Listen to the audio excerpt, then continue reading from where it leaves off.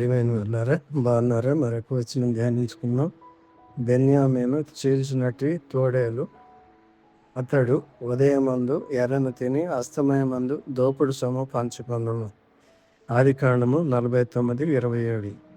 బెన్యామీను చీల్చున్నట్టు తోడేలు అనగా బలమును మరియు బలమైన సంరక్షణను సూచిస్తుంది. అతడు ఉదయమందు ఎర్రను తినేవాడు.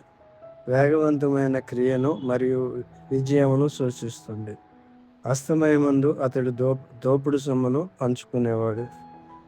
బహుమతులు మరియు నాయకత్వమును పంచుకొనుటను సూచిస్తుంది.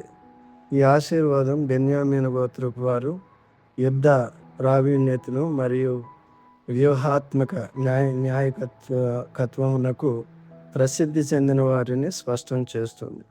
ప్రభువైన యేసుక్రీస్తులో మనం అప్పుడు యేసు తన శిష్యులను చూసి, ఎవడైనాను నన్ను వెంబడింపగోరిన యెడల తను తాను ఉపేక్షించుకొని తన సిలువనెత్తుకుని నన్ను వెంబడింపవలెను. మత్తయి 16:24. దేవుడు మిమ్మల్ని దీవించునుగాక. ఆమేన్.